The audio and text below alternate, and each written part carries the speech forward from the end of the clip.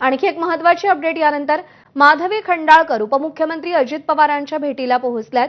रुपाली ठोंबरे यांनी मारहाण केल्याचे माधवी खंडाळकर यांनी आरोप केले होते।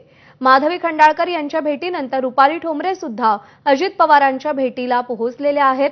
त्यामुळे या दोघींमधला वाद अजित पवारांसमोर गेलेला आहे। अजित पवार या सगळ्या प्रकरणात नेमकं काय मत व्यक्त करतात, दोघींना काय समज देतात याकडे लक्ष असेल। माधवी खंडाळकर यांचा एक व्हिडिओ काही दिवसांपूर्वी समोर आलेला होता, ज्यामध्ये रक्तबंबाळ अवस्थेत त्यांनी रुपाली ठोंबरे यांनी आपल्याला मारहाण केल्याचा दावा केलेला होता। त्यानंतर रुपाली ठोंबरे यांनी देखील एक व्हिडिओ प्रसिद्ध करून आपला या प्रकरणाशी संबंध नाही, आपण एका प्रवासात आहोत, दरम्यान माधवी खंडाळकर यांना कोणी मारहाण केली याचा आपण पुण्यात जाऊन शोध घेऊ असं सांगितलं।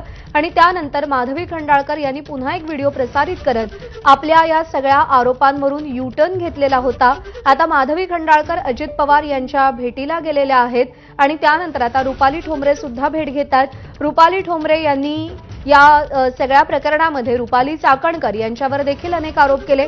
त्यानंतर पक्षाने रुपाली ठोंबरे यांना नोटीस बजावलेली आहे आणि आता या सगळ्या प्रकरणामध्ये अजित पवार काय आणि कशी मध्यस्थी करणार, काय मार्ग निघणार याकडे देखील सगळ्यांचं लक्ष लागलेलं आहे।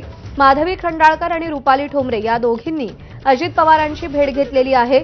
निमित्त आहे ते काही दिवसांपूर्वी निर्माण झालेल्या वादाचं आणि व्हायरल झालेल्या व्हिडिओचं।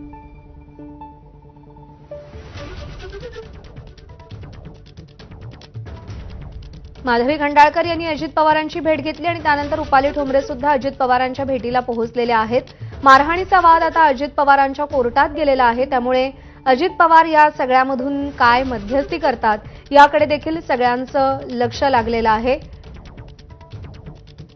आपल्याला मारहाण झाल्याचा व्हिडिओ माधवी खंडाळकर यांनी प्रसिद्ध केलेला होता, ज्यामध्ये त्या अक्षरशः रक्तबंबाळ अवस्थेत होत्या आणि रुपाली ठोंबरेंवर त्यांनी आरोप केले होते।